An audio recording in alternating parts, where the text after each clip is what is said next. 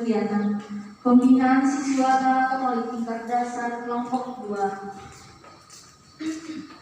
tahun 2022 oleh Kepala Kantor Kementerian Agama Kabupaten Bengkayang yang dalam hal ini diwakili oleh Kepala Subbagian Tata Usaha Kantor Kementerian Agama Kabupaten Bengkayang kepada Bapak Umum Yuliza SPDI disilakan.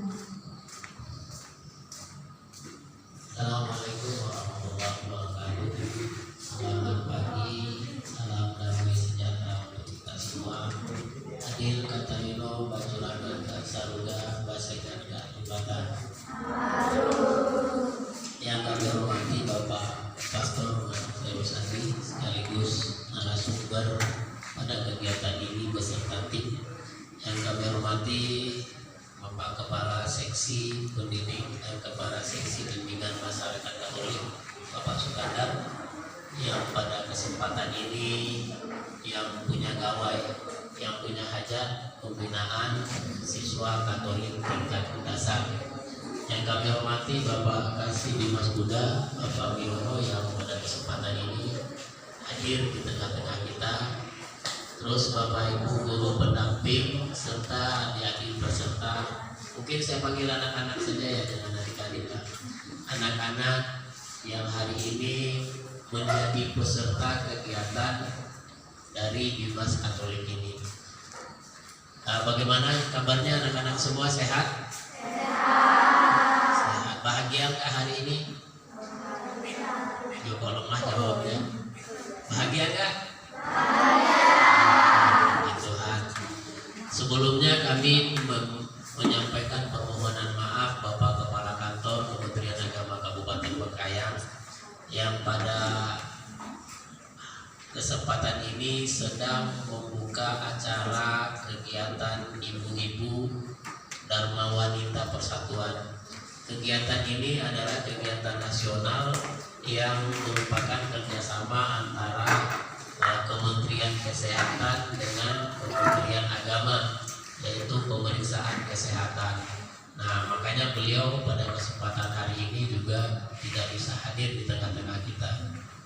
Kemudian permohonan maaf juga dari bapak-bapak kasih yang lainnya, Pak Sukandar. Masing-masing kami berbagi tugas. Ada yang ke Sanggauledo, ada yang mengikuti rapat, dan saya kebetulan ditugaskan di sini. Ya, mudah-mudahan tidak mengurangi hikmat dari kegiatan kita pada hari ini. Nah, anak-anak semua, anak-anak mestinya bersyukur kalau hari ini diundang oleh Bapak Sukandar ikut dalam kegiatan pembinaan ini. Sebelumnya anak-anak udah pernah dibina belum? Udah pernah dibina belum? Nah, secara umum Kantor Kementerian Agama Kabupaten Bengkayang yang sudah melaksanakan pembinaan kepada siswa sekolah dasar baru siswa beragama Katolik. Nah, bersyukurlah adik-adik bahwa punya kesempatan dibina oleh Kementerian Agama. Apalagi nanti yang akan menjadi narasumbernya Bapak Pastor, pasti nanti pembinaannya akan lebih mengena, akan lebih bisa adik-adik pahami, bisa dapatkan tambahan ilmu yang banyak. Karena pada saat ini anak-anak semua tugasnya sekarang apa? Tugasnya sekarang apa? Belajar. Untuk apa belajar? Supaya pintar. Supaya pintar apa cerdas? Pilih mana? Pilih pintar atau cerdas? Yang mana? Yang pilih pintar siapa? Angkat tangan. Gak ada. 1, 2. Yang pilih cerdas? Orangnya. Nah, sekarang Bapak tanya, apa bedanya pintar dengan cerdas? Apa? Gak tahu. Nah, nanti kita pelajari. Banyak orang yang pintar, tapi tidak terlalu banyak orang yang cerdas.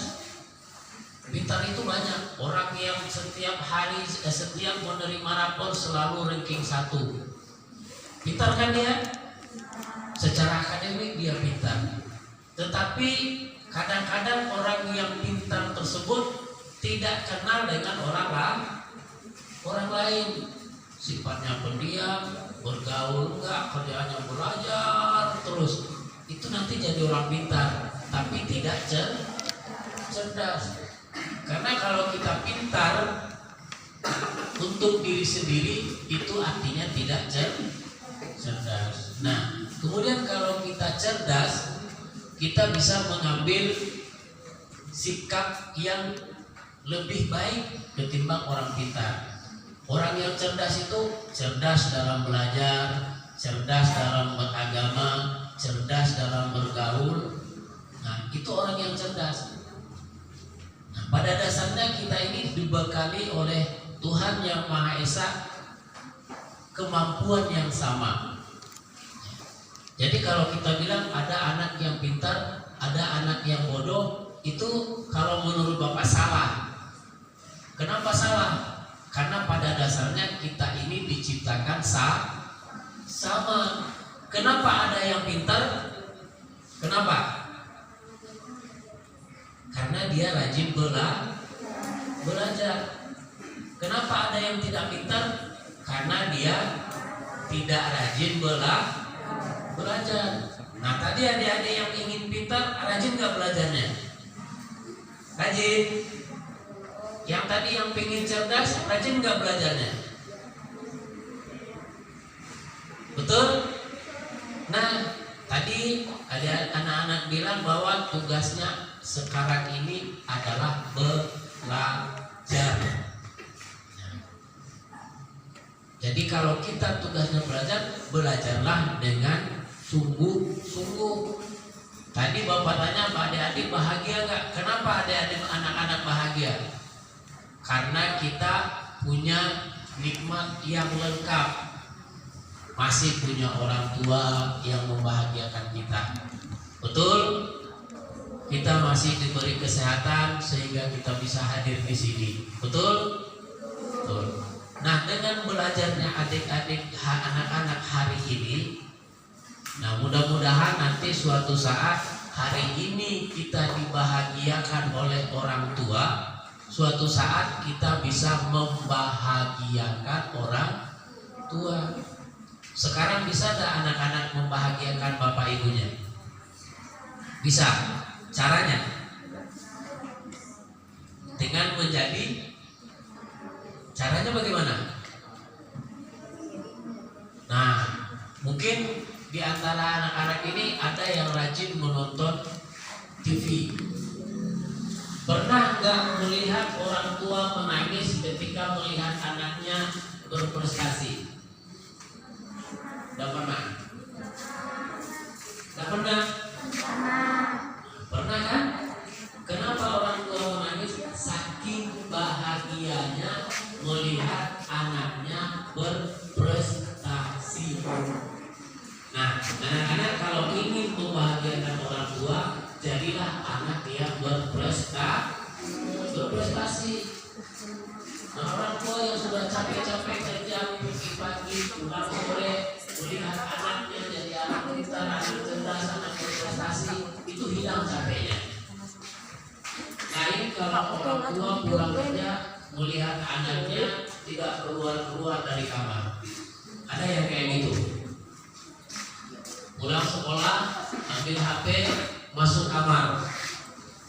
Nanti kalau keluarnya, kalau pengen makan keluar, kalau pengen minum keluar, atau kalau pengen buang air keluar. Ada nggak yang seperti itu?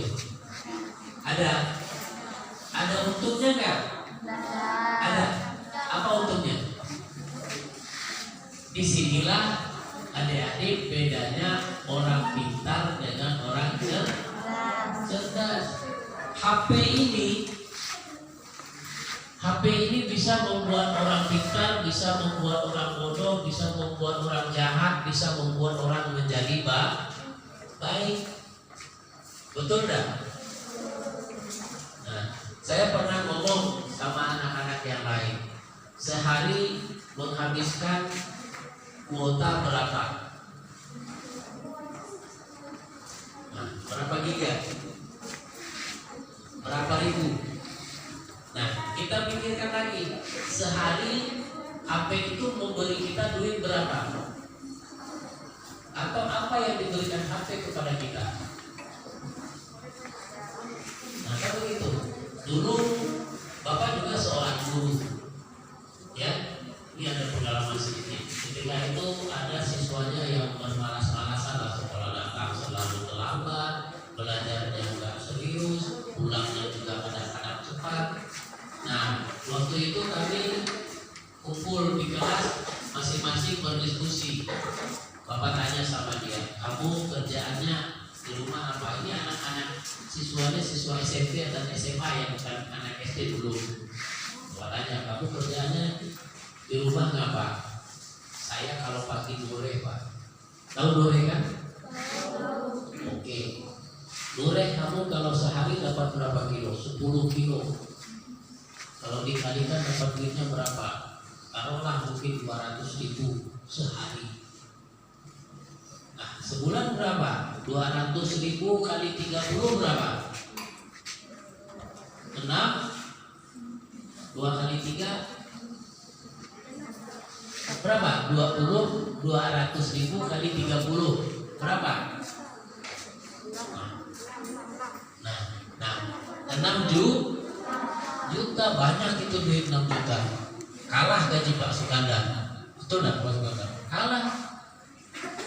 Nah, terus Bapak tanya lagi, kalian sehari pergi sekolah dapat duit jajan berapa? 10.000. Ada yang lebih? Ada yang kurang? Ada. Jadi paling tidak setiap hari orang tua kita mengeluarkan duit 10.000 untuk pergi sekolah belum pulang sekolah. Nanti pulang sekolah ada lagi mau jajan ini, mau jajan itu, ya kan? Nanti paling tidak orang tua kita mengeluarkan duit 20.000 satu hari. Nah, untuk uang jajan sekolah saja coba ada anak pikir. Dengan kita dikasih duit 10.000, keluar duit 10.000. Terus di sekolah dengan duit 10.000 kita dapat apa? Ayo. Dapat apa? Nah, ada kita katanya sekolah pergi sekolah tujuannya menuntut ilmu. Dapat enggak ilmu di sekolah itu? Betul. Nanti kalau di rumah ada pekerjaan rumah diberi guru, yang ngerjakan siapa? Bapaknya, ibunya, kakaknya, atau HP-nya? Ya kan? Atau HP-nya. Nah, jadi anak-anak semua, pertama kita harus cerdas secara pemikiran. Anak-anak pernah mendengar namanya IQ? Pernah? Orang pintar itu IQ-nya tinggi. Betul? Betul. Seperti almarhum Bapak Habibie, orang pintar. Nah, kita harus pintar. Caranya bagaimana? Kita rajin belajar. Belajar yang baik itu seperti apa? Nah, hari ini nanti anak-anak akan dibina bagaimana belajar itu yang baik. Apa saja yang harus kita pelajari? Pelajaran ilmu matematika perlu nggak dipelajari? Perlu. Belajar ilmu IPS perlu nggak dipelajari? Perlu. Belajar ilmu agama perlu nggak dipelajari? Ada nggak di antara kalian yang menyukai satu pelajaran tapi tidak suka pelajaran yang lain? Ada? Ada. Bapak yakin yang paling banyak tidak disukai itu adalah matematika. Betul? Betul. Kenapa tidak disukai matematika? Susah. Matematika itu justru pelajaran paling gampang di dunia. Percaya enggak? Nggak percaya? Dari matematika itu ada sampai hari ini namanya 1 tambah 1 berapa? Coba tanya kakek neneknya dulu waktu kakek sekolah 1 tambah 1 berapa? Pasti jawabannya 2. Sama kan dari dulu? Nah, matematika itu dikatakan gampang kenapa? Karena matematika itu ilmu pasti. 1 tambah 1 pasti jawabannya 2. 10 kali 10 pasti 100. Takkan pernah berubah 10 kali 10 101 tuh takkan pernah. Selalu itu hasilnya. Lalu kenapa susah? Ayo. Kenapa matematika dianggap susah? Nah, 10 dibagi 5 hasilnya akan tetap 2 dari dulu sampai sekarang. Nah, justru matematika itu pelajaran paling gampang. Kalau nanti kita contohkan ya, adik-adik ditanya 10 kali 10 jawabannya berapa? 100. Ya. Nah, kemudian ditanya lagi, tahun berapa Indonesia merdeka? Oke. Kemudian ditanya lagi, tahun berapa kerajaan Majapahit berdiri? Bingung kan? Tapi kalau matematika coba sebutkan pertanyaannya, dapat kita carinya. Berapa lebar pesawat untuk berapa lebar sayap pesawat untuk pesawat yang besarnya sekian, itu bisa dihitung secara matematika. Orang bikin motor perlu matematika enggak? Perlu. Nah, jadi sebetulnya matematika itu gampang. Cuman karena kita merasa susah, maka dia jadi susah. Makanya jangan pelajaran itu dianggap dianggap gampang saja. Wah, ini gampang. Kalau nggak paham bertanya sama bapak ibu gurunya. Mbak, ibu, saya belum paham. Nah, nanti atau di rumah bertanya sama kakak-kakaknya, sama ibu bapaknya di rumah, sampai bisa paham. Yang kedua, kita harus cerdas secara emosional. Ada yang senang berkelahi di sini? Ada nggak? Ada? Ayo, yang tersenyum tuh pasti suka kelahi atau suka ribut sama temannya. Nah, orang yang baik itu orang yang bisa mengendalikan emosi. Emosi itu diidentikan atau disamakan dengan marah biasanya. Orang kalau marah dibilang emosi. Nah, anak-anak nanti harus pandai mengelola itu. Kapan waktunya kita marah, kapan waktunya kita tidak marah. Nah, kemudian kita juga harus punya kecerdasan sosial. Nah, kecerdasan sosial ini yang tadi disampaikan oleh Bapak pembawa Ketua Panitia atau Bapak Sukandar. Sosial itu artinya apa? Kita manusia tidak akan bisa hidup sendiri. Bisa nggak manusia hidup sendiri? Nah, kalau mau coba nanti silakan masuk hutan seminggu nggak keluar-keluar, mampu nggak? Nah, artinya kita makhluk sosial tidak bisa hidup sendiri, harus hidup bersama-sama. Nah, yang dalam kehidupan ini kita bersama-sama itu tidak selalu sama. Ada yang berbeda agama, ada yang berbeda suku, ada yang berbeda hobi, ada yang berbeda tingkat kekayaannya. Apakah itu membuat kita tidak bergaul? Apakah itu menghalangi kita untuk berteman? Tidak, justru itu akan menambah wawasan kita. Nah, anak-anak yang di sini ada nggak di sini yang orang Medan? Atau bapak ibunya orang Medan? Gak ada. Orang Manado? Ada. Yang di luar Kalimantan siapa di sini bapak ibunya? Ada gak? Gak ada. Nah, berarti anak-anak semua itu termasuk satu suku, betul? Nah, nanti kalau ketemu sama suku Manado misalkan, kita bisa paham orang Manado itu seperti ini, makanannya ini, kebudayaannya. ini. Nah, kita harus menghargai itu karena tidak semua sama dengan kita. Nah, inilah tujuannya anak-anak semua, kita Kementerian Agama mengadakan kegiatan moderasi beragama. Kita taat, patuh, menguasai agama kita masing-masing, tapi kita tidak mengganggu agama orang lain. Yang kita beragama Katolik misalkan, yang lain ada yang beragama Islam, ada yang beragama Katolik. Agama boleh beda, tapi kita tetap bersaudara. Nah, kalau di dalam pelajaran PKN itu bahasanya apa? Apa? Bineka Tunggal Ika. Kita ini ya berbeda. Kita memang ditakdirkan, diciptakan berbeda-beda. Ada enggak di antara anak-anak yang minta kepada Tuhan, ya Tuhan lahirkanlah saya dalam suku Dayak? Ada enggak? Enggak ada kan?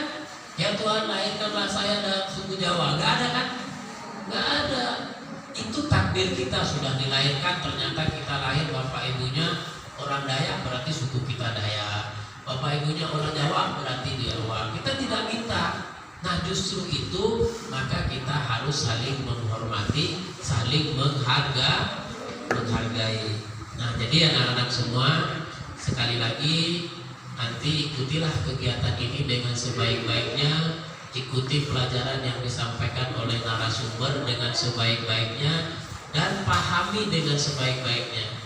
Nanti pada kesempatan lain anak-anak bisa sampaikan kepada teman-temannya yang pada hari ini belum bisa hadir di sini.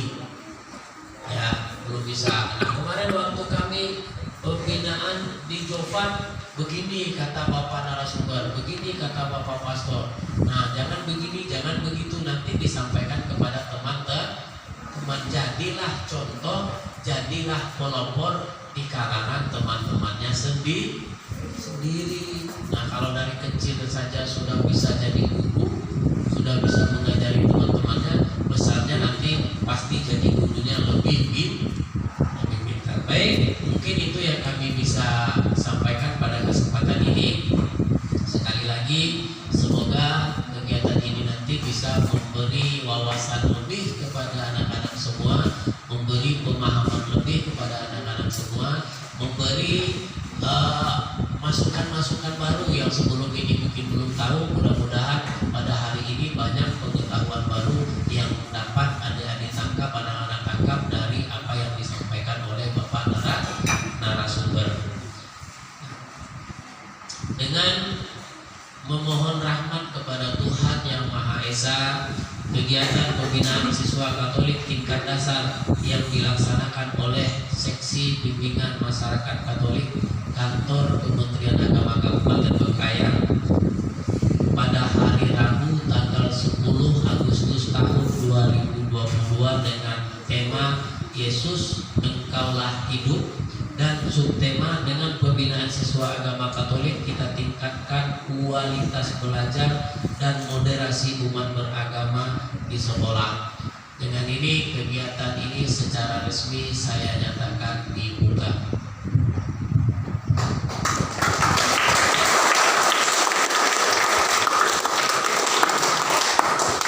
Baik, demikian yang bisa kami sampaikan. Mohon maaf jika dalam penyampaian ini ada yang kurang berkenan, ada yang kurang pada tempatnya. Kami mohon maaf. Sekali lagi kami doakan kegiatan ini bisa berjalan dengan baik dan lancar, dan adik-adik yang pada hari ini berkesempatan hadir bisa mendapatkan wawasan yang lebih banyak untuk bekal hidup sampai nanti dewasa. Saya akhiri sampai di sini. Assalamualaikum warahmatullahi wabarakatuh. Selamat pagi, salam damai sejahtera untuk kita semua. Adil Katalino, Bacurabin, Kasaruga, Basengan, Kajubata.